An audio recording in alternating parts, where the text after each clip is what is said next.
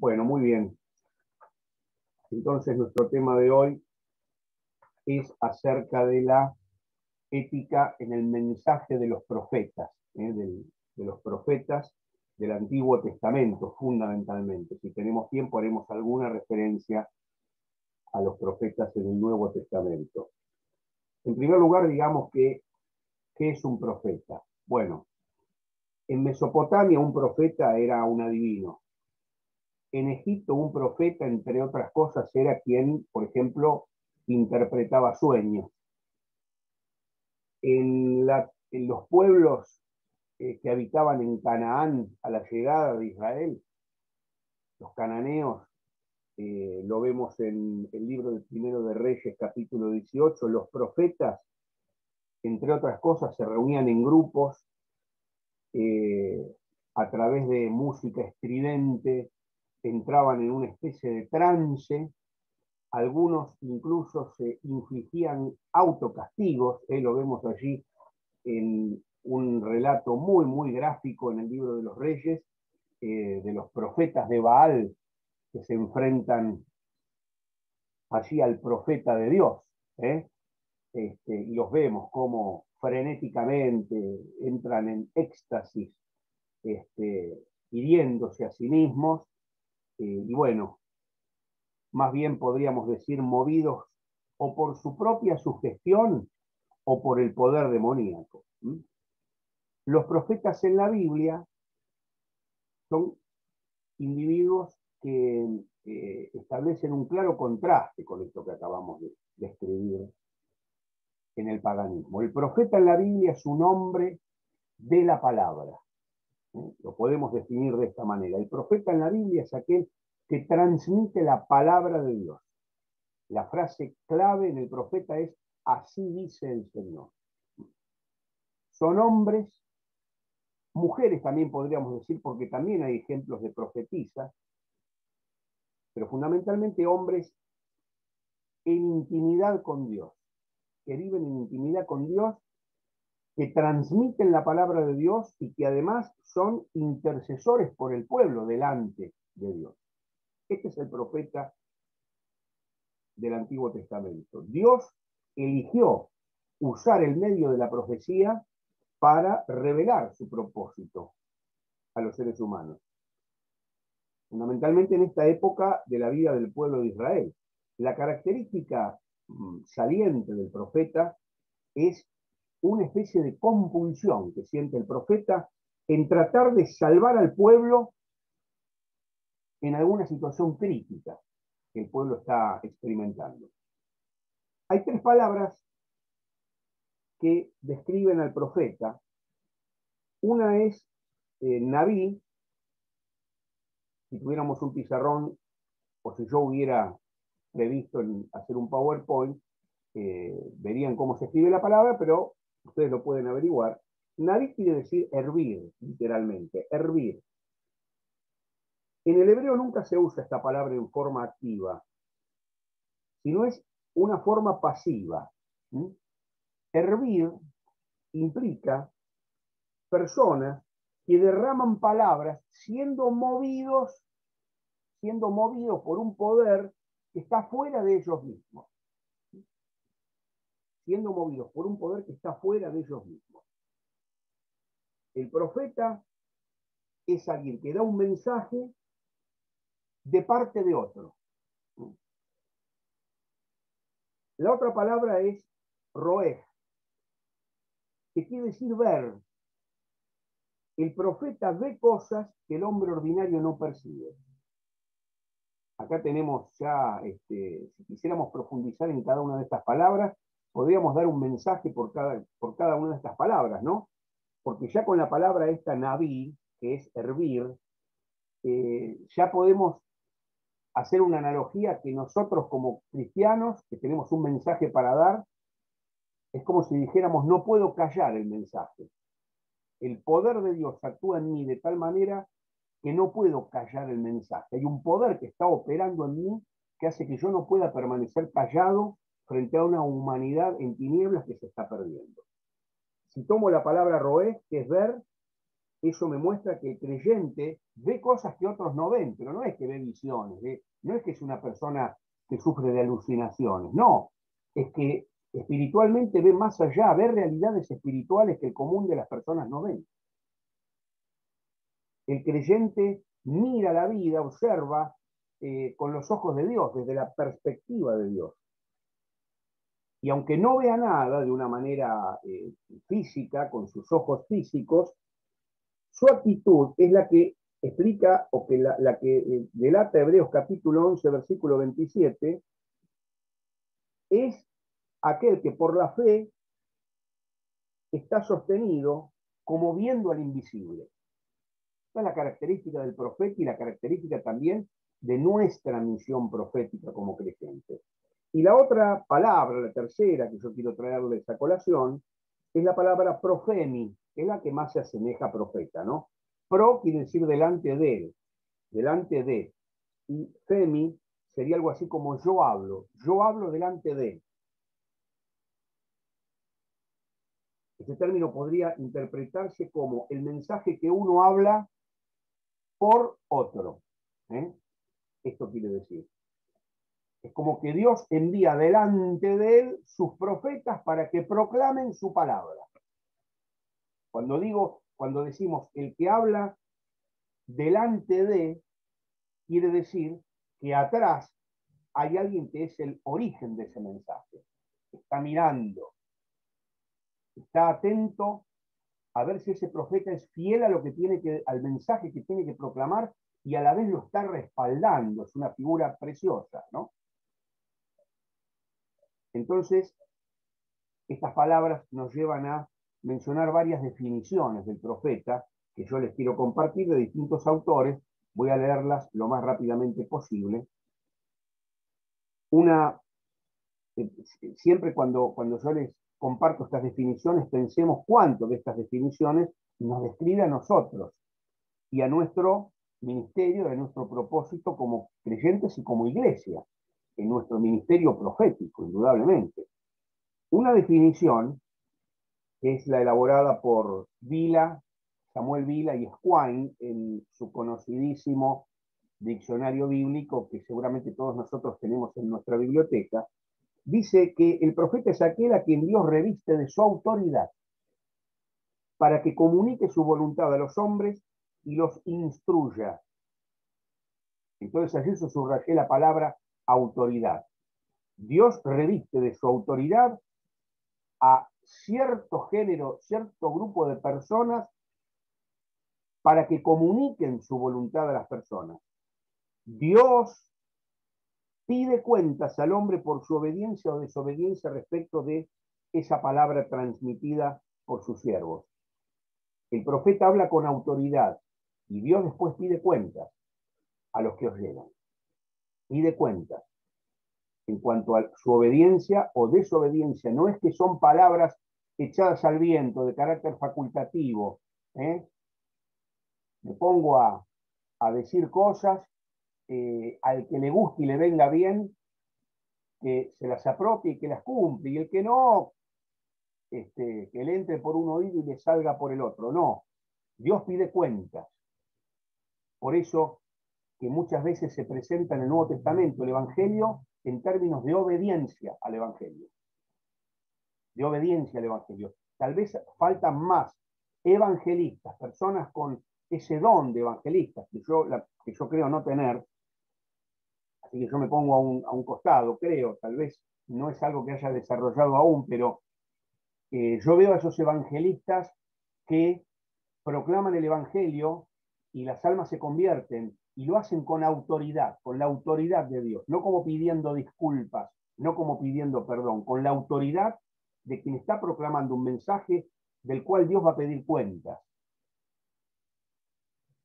Una segunda definición dice que el profeta, este es un autor llamado Heriberto Rivas, que es un autor católico, dice: el carisma profético les permitía a los profetas ver el plan de Dios en la historia. Interesante definición. Ver el plan de Dios en la historia.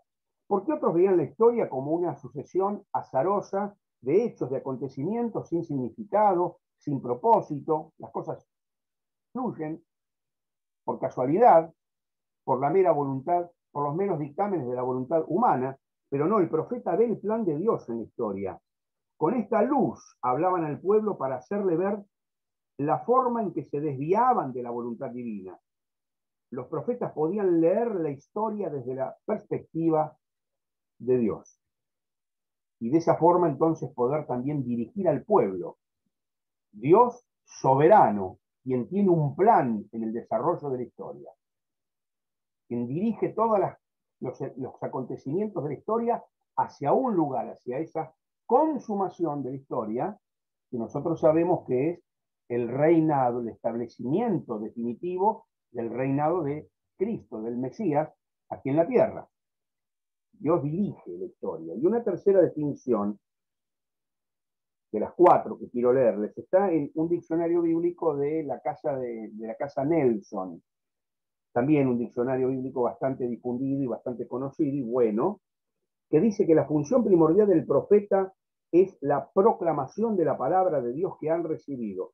El propósito es llamar al pueblo al arrepentimiento y a la conversión, a Dios y a su pacto. Arrepentimiento y conversión, que es otro elemento esencial en el mensaje del profeta. La última definición que está en la cueva, dice la finalidad, obviamente que estoy tomando partes de estas definiciones que son más extensas, yo tomo la parte que a mí me parece pertinente. Su finalidad era sacar a la gente de su estado de falsa satisfacción, de convencerles de pecado y hacerles volver a Dios y a su ley. Ese estado de falsa satisfacción, está todo bien, me siento tranquilo, y el profeta iba ahí a arruinarles la tranquilidad. Por eso que era tan antipática la figura del profeta. Y dice la cueva, lejos de ser innovadores, recuerdan al pueblo el pasado, es decir, el pacto. El profeta nunca es un innovador. Para esas personas como los griegos, por ejemplo, que siempre querían escuchar algo nuevo y eran curiosos, esa no es una actitud que Dios bendiga, la curiosidad o el deseo de novedades. El profeta le recuerda al pueblo el pasado, como también lo han hecho todos los reformadores. Conocemos a Lutero, que es el más famoso, pero todos los reformadores a lo largo de la historia nunca han sido innovadores, sino aquellos que se llanan al pasado, a un estado que se abandonó y al que hay que volver, al que hay que retornar. Los profetas entonces, lejos de ser innovadores o progresistas, son conservadores, en todo el término de la palabra. Conservar el pacto, el mensaje de Dios, el mensaje original, volver a las fuentes. En el caso del Antiguo Testamento era volver al pacto, cumplir ese pacto que Dios había hecho con su pueblo. ¿Qué profetas se mencionan en la Biblia? Bueno, indudablemente que Moisés es el modelo de todos los profetas que le siguieron. Ahora el nombre profeta también se aplica a Abraham, por ejemplo, a Aarón, a María, a Débora. Se le aplica este nombre, ¿no? Ya vamos a ver que después está una aplicación, si se quiere, más específica, más técnica del término. Pero este nombre en principio se aplica a todos estos personajes. Durante los primeros años de la monarquía aparecen los profetas que tienen como función dirigir la atención del rey y del pueblo hacia su responsabilidad delante de Dios. Son los llamados profetas del período preliterario. Lo tenemos a Natán, a Elías, a Eliseo. Ellos no escribieron nada. A ver, no escribieron ningún texto que en la Biblia aparezca con su nombre. Pero muchos creen que gran parte de los libros de, por ejemplo, Reyes, Samuel, Reyes, Crónicas, están basados entre las fuentes que usaron los autores, estaban escritos, por ejemplo, del profeta Natán o de otros profetas que también son mencionados, aunque ningún libro en la Biblia lleve su nombre. Y después tenemos a los profetas que han actuado durante el reino dividido, durante el exilio babilónico y durante la época del retorno. A veces no nos acordamos de memoria quién es quién o qué profetas desempeñaron su ministerio en qué lugar o en qué reino.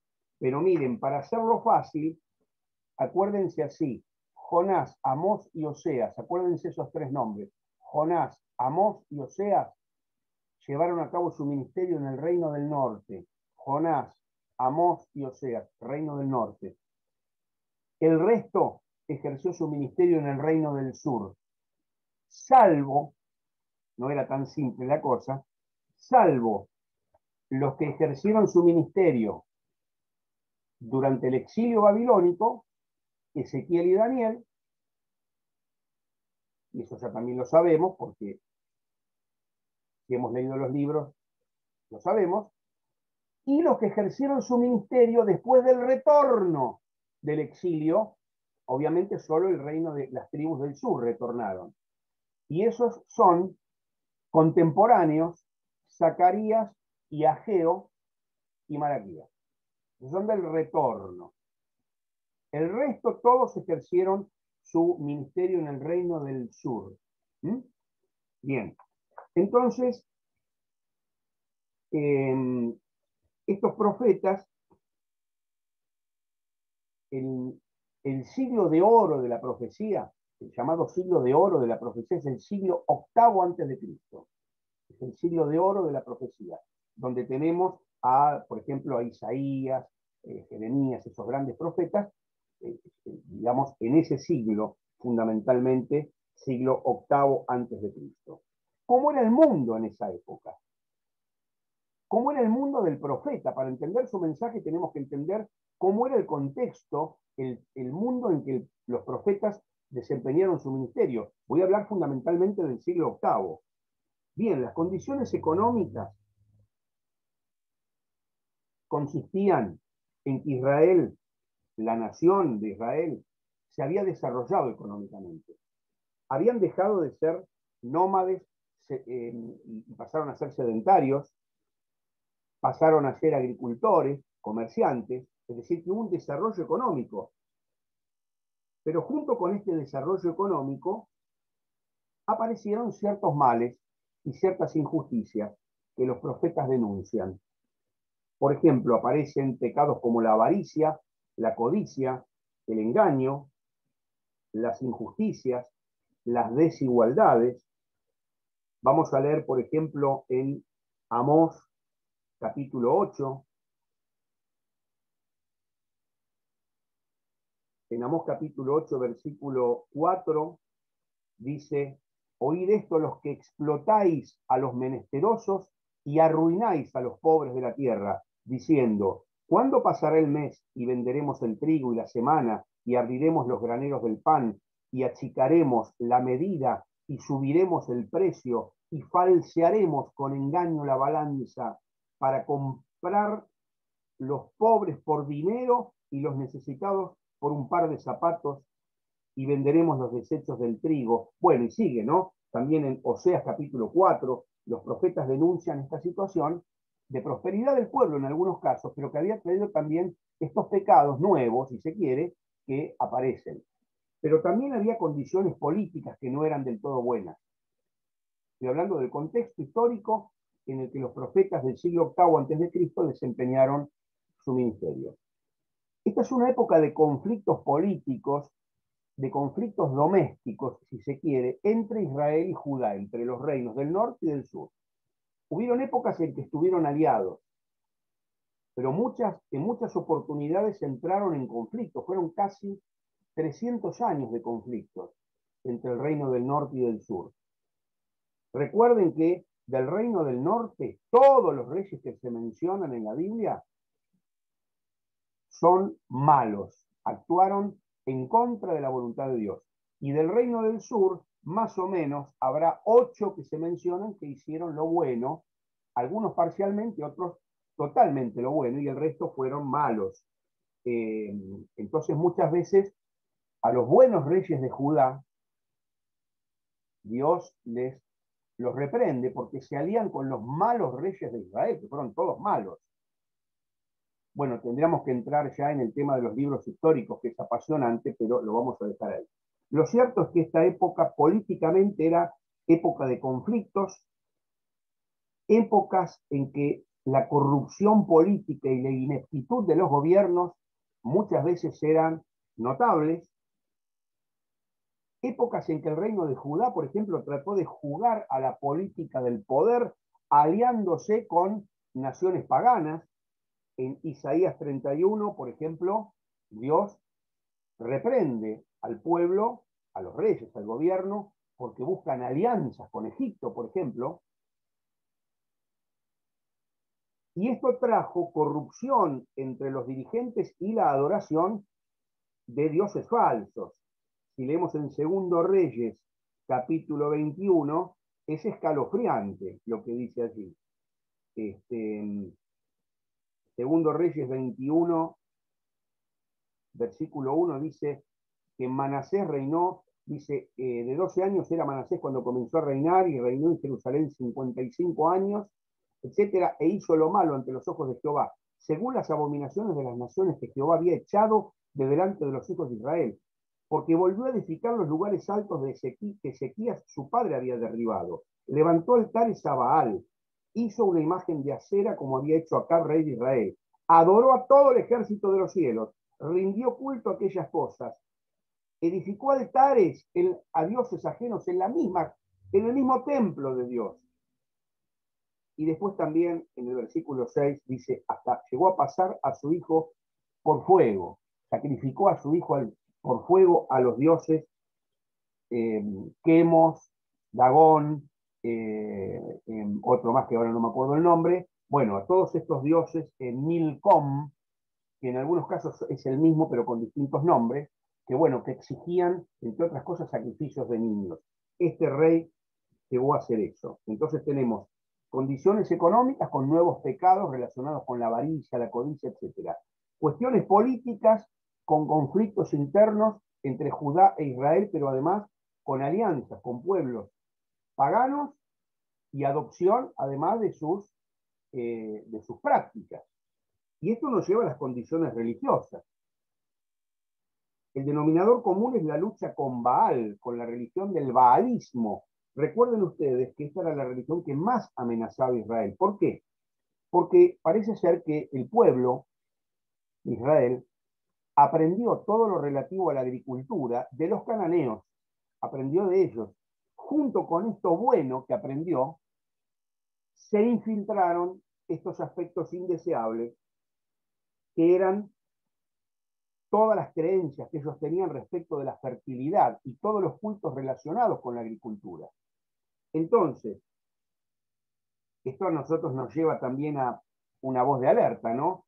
Hay cosas que nos brinda el mundo, digamos que pueden ser buenas en el sentido de, por ejemplo, tecnologías, cosas interesantes que podemos adoptar, pero cuidado que a veces junto con lo bueno y lo necesario se pueden filtrar otras cosas que son incompatibles con el pensamiento de Dios. Esto es lo que le pasó a Israel. Tomaron lo bueno, las técnicas para los cultivos y demás de los pueblos cananeos que ya estaban establecidos allí y practicaban la agricultura, pero también se filtró todo lo relacionado con los cultos, relacionados con este tema. Bueno, otro de los males religiosos que los profetas denuncian es la insinceridad religiosa. ¿Qué quiere decir? Que los profetas denuncian cuando el pueblo lleva a cabo un culto meramente formal, ¿sí? Sin significado verdadero. Cuando los sacrificios llegaron a ser nada más que una mera ceremonia. Muchos pensaban que podían manipular a Dios por medio de estas actividades y de estos rituales. Es como ahora vemos en algunos mensajes de algunas iglesias, no ahora, ya hace tiempo, el tema de fe en la fe. Todo lo que declares, todo lo que visualices, todo lo que digas, Dios lo va a hacer. Intentos de manipular a Dios, es la nueva era metida en la iglesia. La nueva era no tiene nada de nuevo. Son los cultos cananeos revestidos con ropajes modernos, pero en realidad ese es el origen, ¿no? Entonces, Aparecen también los falsos profetas, que van adaptando el mensaje a lo que convenía en ese momento, a las circunstancias, ¿no? Adaptan el mensaje a lo que el pueblo quería oír, mientras que el mensaje del profeta siempre en general era de juicio y condenación. También era un mensaje de esperanza, porque el profeta decía que si el pueblo se arrepentía y volvía a Dios, Dios estaba esperándolo con los brazos abiertos. Pero había un mensaje de juicio. ¿Cuál es la conclusión de esta parte? Indudablemente que el mensaje profético tiene mucho de pertinente en nuestros días. Hoy el predicador de la palabra tiene mucho para identificarse con el ministerio profético. El ministro verdadero, hoy de la palabra, el creyente en general, que asume su función profética, va a sentir el mismo rechazo frente a una sociedad corrompida, el mismo rechazo que sentían los profetas. Va a sentir también el apoyo de Dios a quien sirve. Va a pronunciar juicios sobre todas las injusticias que lo rodean. El creyente que hoy asume su función profética va a apelar a las personas para que se arrepientan y para que eviten la condenación, entregando también un mensaje de esperanza. Y a la vez va a sentir esta compulsión de la que hablábamos al principio, de producir entre los creyentes las virtudes de la justicia, la misericordia, el amor, la humildad. Nos queda poco tiempo, pero vamos a sintetizar el mensaje del profeta en 7 frases que los profetas van a repetir una y otra vez. La primera de ellas, así dice el Señor. Dijimos que el profeta está al servicio de la palabra de Dios. Está al servicio de la palabra. El profeta no puede adaptar, dibujar, colorear el mensaje a su gusto. Está al servicio de la palabra, así dice el Señor. Otra de las frases que los profetas van a mencionar es: de Egipto llamé a mi hijo. Linda frase, ¿no? En el mensaje del profeta siempre está presente la misericordia, la divina elección que Dios hizo de su pueblo. Dios eligió a Israel para un propósito determinado. Claro, esa elección trae responsabilidades. Los profetas se expresan con muchas figuras, por ejemplo, padre e hijo, en Isaías 1, 2, propietario y viña, pastor y rebaño, alfarero y vasija, esposo y esposa. De Egipto llamé a mi hijo. Antes que nada, es importante para nosotros tener en clara nuestra condición de hijos de Dios. Pero claro, como hijos de Dios, Dios lo que más quiere de nosotros, más que hagamos buenas obras, Dios lo que quiere es que estemos cerca de Él. Por eso que el tercer mensaje de los profetas es: se alejaron de mí. Se alejaron de mí. Los profetas denuncian la rebelión de todas las naciones, pero Israel tiene un llamado especial. Por eso que tienen una responsabilidad especial y una culpa especial. Dios acusa muchas veces al pueblo de infidelidad. De infidelidad. Dios entonces expresa su más íntima voluntad en que el pueblo deje de estar alejado y vuelva a su seno, a su protección, a su comunión. La cuarta frase que los profetas repiten como advertencia es: regresarán a Egipto. Dios ejecuta el juicio. Dios corrige el mal.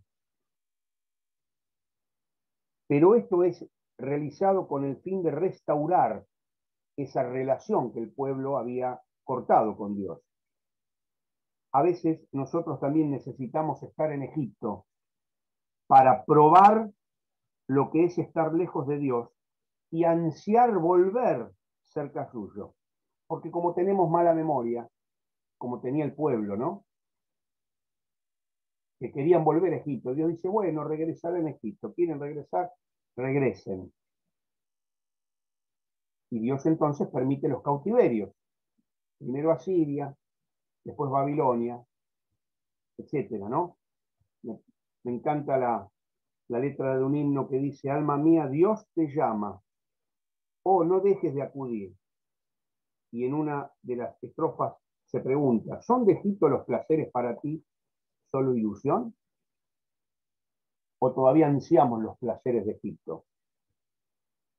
Aún estando el pueblo en Egipto, disciplinado, Dios no se olvida. La quinta frase que usan los profetas es: ¿cómo te he de abandonar? Aún en el juicio inexorable se expresa la compasión de Dios.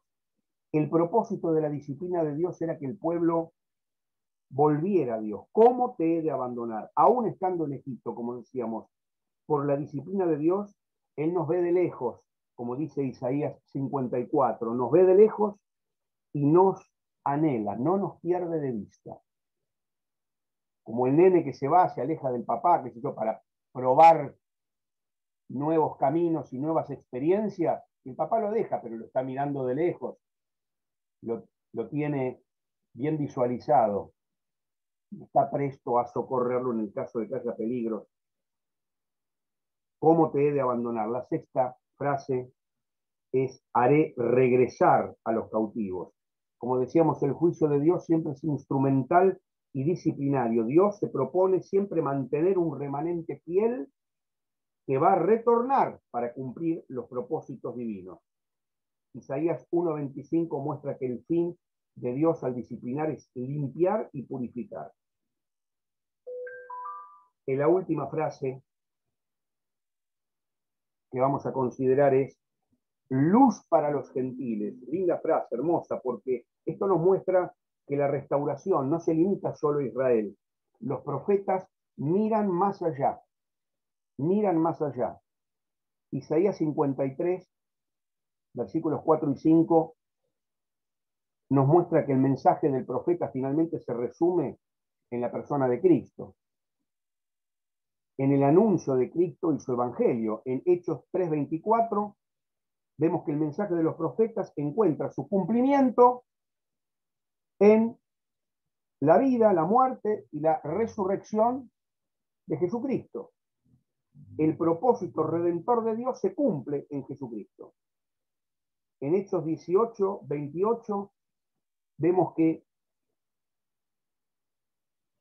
los apóstoles con gran vehemencia y públicamente anunciaban y demostraban por las Escrituras que Jesús es el Cristo. Y ese es nuestro mensaje de hoy. Bien. Culminamos aquí entonces, nos queda pendiente hablar un poquito de los profetas del Nuevo Testamento, pero ya se nos está yendo el tiempo.